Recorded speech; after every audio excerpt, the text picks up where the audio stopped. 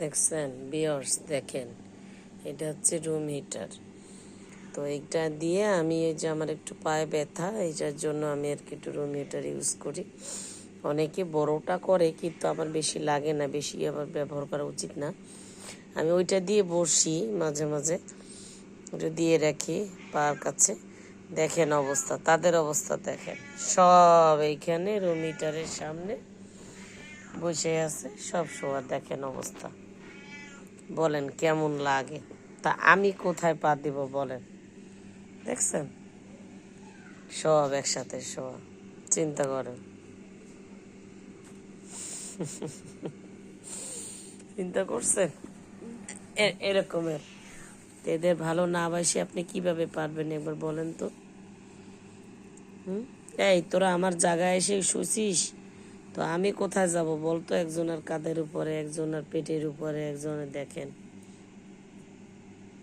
দেখছেন এগুলো কি সহ্য করা যায় বলেন? দেখেন, হ্যাঁ, এই হয়েছে ওদের অবস্থা। সে একদম এই ইসের উপরে শুয়ে থাকে, এর উপরে শুয়ে থাকে। এইখানে শোয়া ছিল, এইখানে দেখেন না, এই যে গর্ত, এইখানে শোয়া ছিল। যেই গরম ভাব হয়েছে, এক একজন করে সব চলে আসছে এইখানে। বুঝলেন অবস্থা? এদের অবস্থা যদি আপনি দেখেন, আপনারা বলবেন কি যে আসলে উনি কান্না করে, ওনার এত আসলে ভাই কষ্ট লাগে। এই যে দেখেন, দেখছেন এই যে এরা সব মিক্সড, পার্সিয়ান বাবা, মিক্সড মা, তাদের সাথে আর কি বাচ্চারা। দেখেন না লেজ, এই যে এই যে এই যে দেখেন, এটা হচ্ছে মিক্সড। এই যে পুরা মানে মিক্সড তো পার্সিয়ানদের। এই যে ওর বাবা হচ্ছে আর কি ফুল ফুল 3 কোটের পার্সিয়ান, তার সাথে মা মিক্সড। তার জন্য আবার এই যে এই বাচ্চারা হয়েছে, এই যে 1 মাস। তা মোটামুটি ভাত খাওয়া শিখাইছি,